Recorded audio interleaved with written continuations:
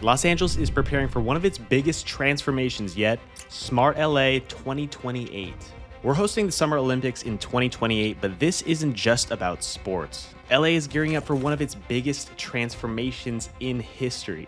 The city is planning to become a smart city, using technology and infrastructure to solve problems like traffic, pollution, and housing. But the twist and controversy is obviously the wildfires that have affected many neighborhoods throughout this city, causing what they say $250 billion in damages. How does that affect everything that's going on, and can LA really pull this off? First, let's get into the Olympics. Hosting the event sounds amazing in your city, but historically, it's been a financial nightmare for most. Tokyo in 2028 budgeted for $7 billion, but ended up spending near $13 billion, and because of the pandemic, they didn't have any spectators. Rio in 2016 budgeted for $13 billion, and they built several venues that now just sit empty, as well as the Olympic Village that is partially abandoned. Even London in 2012 did a solid job overall, spending $1.1 billion. But LA has actually done this before. In 1984, they hosted the Olympics and made $250 million in profit, which is very rare for any Olympic city. And they did this because they have so many existing venues that they used and will continue to use for the upcoming Olympics. We've got stadiums out here such as the Coliseum, that is a legendary spot, hosting the games for the third time, cementing itself in Olympic history. After undergoing a $315 million recent renovation, then you've got SoFi Stadium, home to the NFL teams Rams and the Chargers. They built this $5.5 billion stadium, one of the most high-tech venues in the world, which will also be used for several Olympic Games. President of the United States, Donald Trump, to his credit, was helpful in getting the Olympics to the United States of America, to get it down here in LA. We thank him for that.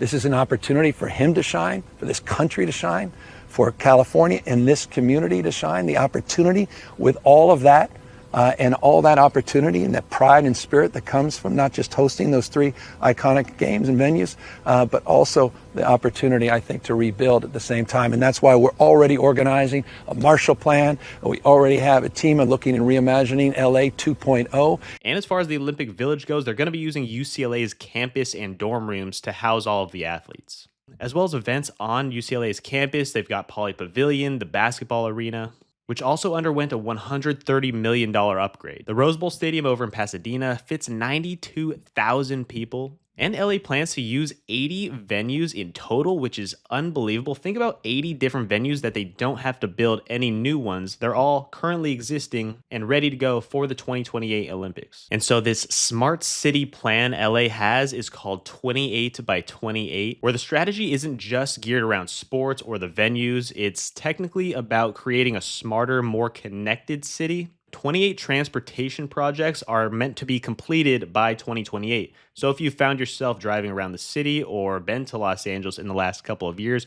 you may have seen a ton of construction going on around all of the streets. And you just know that LAX is chaos. So there is a LAX renovation plan to spend $15 billion on the renovation of the airport. They're going to be making a fancy train system known as APM that's 50 to 70 feet above ground, and going to be connecting terminals, parking, and rental car facilities they'll build, which will hold 1,800 rental cars daily, and replacing 3,000 daily shuttles around LAX, making it less of a headache than it already is. Then all of the metro upgrades that are going on.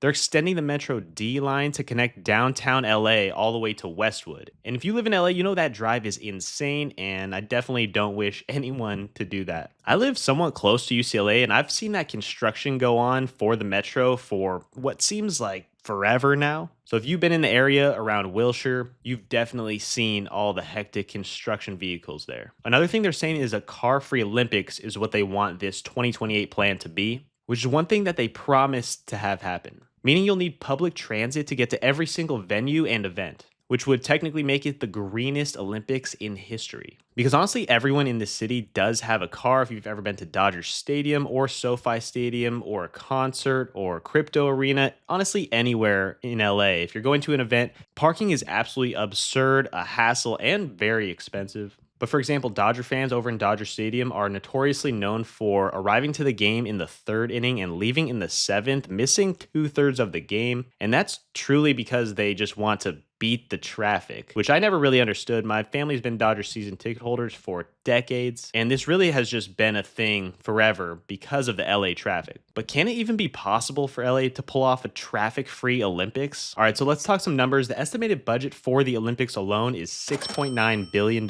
but they're expected to make billions in revenue. Sponsorships alone are expected to bring in about $2.5 billion. And then ticket sales and broadcasting rights are expected to make about 50% of the total revenue. And back in 1984, they did make a $250 million profit. But with everything that's going on, we'll see if they can make that happen again. Now, we can't ignore the elephant in the room, and that is the 2025 wildfires that have caused entire cities and neighborhoods to completely burn down, 12,000 structures, which if they're trying to make any profit, the $250 billion worth of damages is not going to help whatsoever. So many families, communities, businesses are completely gone. And some people were even speculating that these fires were meant to clear up land for some of these Olympic related projects. But what do you guys think? Completely speculation. There is no evidence to back this up. And truly, we'd like to hope that it was a mix of the high winds, dry conditions that caused the fires to move at a rapid pace, which some were saying 4 football fields per minute, which is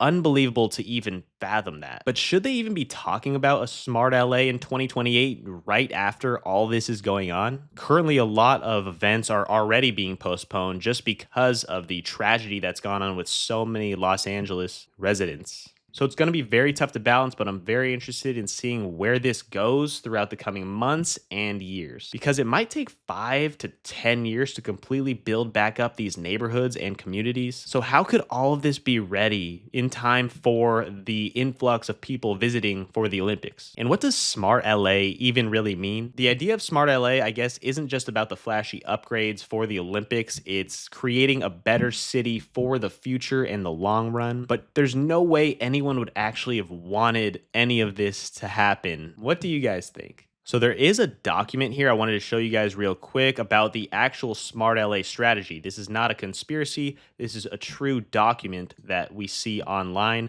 Smart LA, Technology for a Better Los Angeles.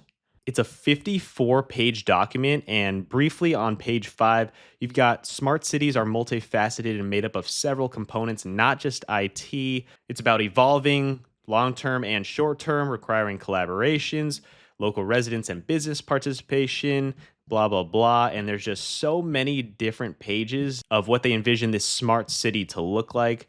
Efficient, ethical, secure technology. I don't know who exactly wrote this, but it definitely makes you think what the entire goal is here with this smart city. Overall, I think it's really just about the public transportation, making it easier to get in and out of the airport, the sustainability, making the Olympics as green as possible, and the technology to merge AI efforts with all of the data to help traffic, public safety, and the air quality much better in the next few years. So I hope with all good intention that the leaders or the people that are putting this into place do have a plan to ethically go about everything and to make LA truly a place that people want to come back to after the Olympics and not just visit for a couple weeks during the games. Also to make it an admirable and inspirational place once again so that people will want to come and not only visit, but look at it as the land of opportunity once again. So do you think LA is ready to host the Olympics, especially after all this that's gone on? It's only a couple of years out. We're going to blink and it's going to be in our face before we know it. And they're throwing billions and billions, tens of billions of dollars into this transformation. So the pressure's on Los Angeles for the next few years to see what they can come up with in 2028.